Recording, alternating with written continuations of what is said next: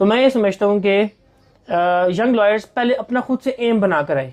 अगर तो उसने, हमारा सबसे बड़ा मसला है यंग लॉयर्स ने जो सबसे बेस्ट चीज़ है जिसको मैं समझता हूँ एडवोकेसी, लॉयरशिप, इसको सबसे थर्ड पे डाल दिया।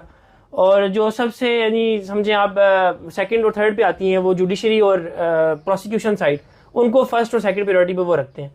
तो आप सबसे पहला टारगेट बनाएं कि आपने अच्छा वकील बनना है। You should be a very good lawyer.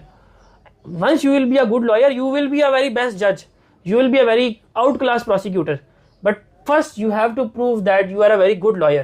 So हम लोग फर्स्ट प्रायोरिटी रखें अपनी एडवोकेसी को, उसके बाद हम देन प्रोसिक्यूशन साइड पे आना है या जुडिशरी साइड पे आना है, उसके टेस्ट दे। लेकिन हम शुरू ही आते साथ ही जो है वो टेस्ट की तैयारी करना शुरू हो जाते हैं और जुडिशरी अटैम्प्ट करके जज बनते हैं और वो अपने आप को एक लिमिटाइज कर देते हैं।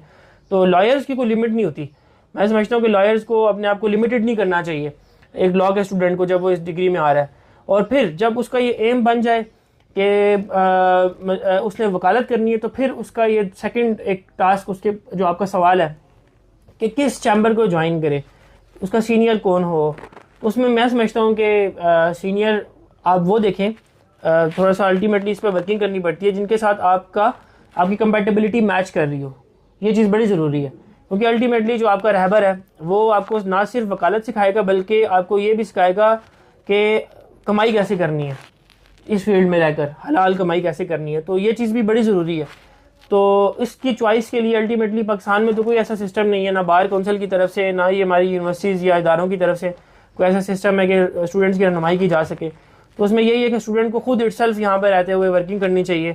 और इससे बढ़कर जो यूनिवर्सिटी है, जो इदारा है, जो कॉलेज है, उसकी ये जिम्मेदारी बनती है कि स्टूडेंट लाइफ में ही कोई अच्छे चैम्बर्स को, अच्छे प्रैक्टिसिंग लॉयर्स को अपने पैनल पर लें, ठीक है, उनके चैम्बर्स में स्टूडेंट्स को इंटर्नशिप्स के लिए भेजें। वहाँ से आइडिया होगा इंटर्नशिप से कि क्या उसकी सीनियर के साथ कंपैटिबिलिटी बनेगी या नहीं।